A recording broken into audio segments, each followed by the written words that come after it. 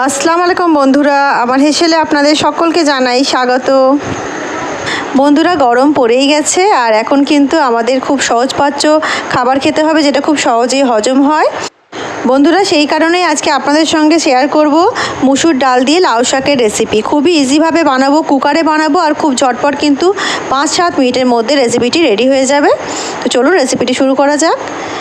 আর বন্ধুরা, এখানে আমি মুসুর ডাল নিয়েছি, 1 কাপের একটু কম মুসুর ডাল নিয়েছি। আর এখানে নিয়েছি লাউ শাক। এখানে কিন্তু পাতার পরিমাণটা বেশি নিয়েছি, যেহেতু এটা ডাল দিয়ে রান্না করব। আর অল্প একটু ডাঁটা দিয়েছি।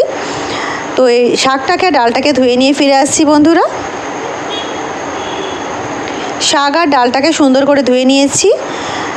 শাকটাকে কিন্তু ভালো করে ধোবেন, কারণ লাউ শাকে কিন্তু অনেক ধুলো ময়লা পড়ে থাকে, তো সেই জন্য পাতাগুলোকে সুন্দর করে ধুয়ে নেবেন বন্ধুরা। আর আমি ডালটাকেও ধুয়ে নিয়েছি। তো এই কুকারের মধ্যে নিয়ে নিয়েছি, তার মধ্যে আমি কিন্তু শাকগুলোকেও দিয়ে দিচ্ছি একটা টমেটো কুচি আর 2টো চেরা কাঁচা লঙ্কা। দিয়ে দিচ্ছি স্বাদ মতো লবণ আর 1/2 চামচ মতো আমি এখানে হলুদ গুঁড়ো দিয়ে দিলাম বন্ধুরা।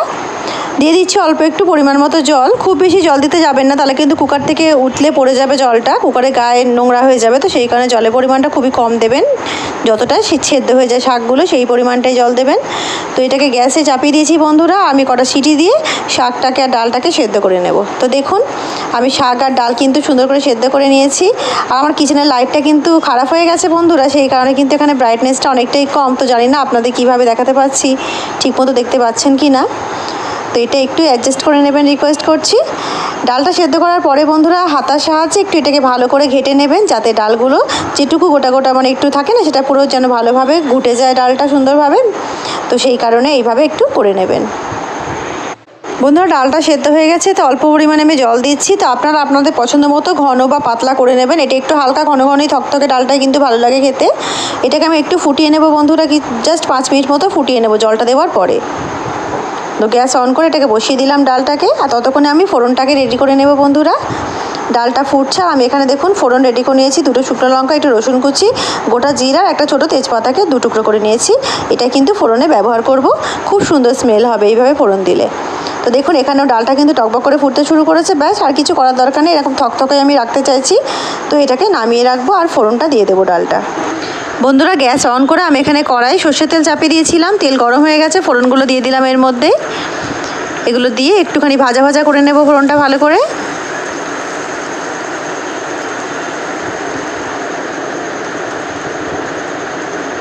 দেখুন, ফোড়নটা সুন্দর করে ভাজা করে নিয়েছি বন্ধুরা। এবারে ডালটাকে এর মধ্যে দিয়ে দেব।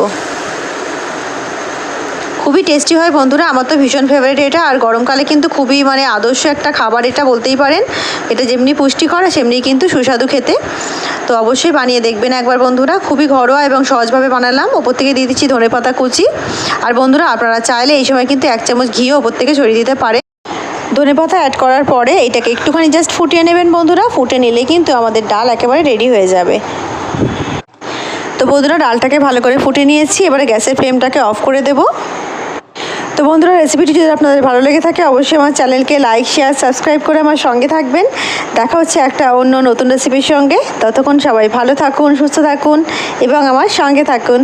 আল্লাহ হাফিজ।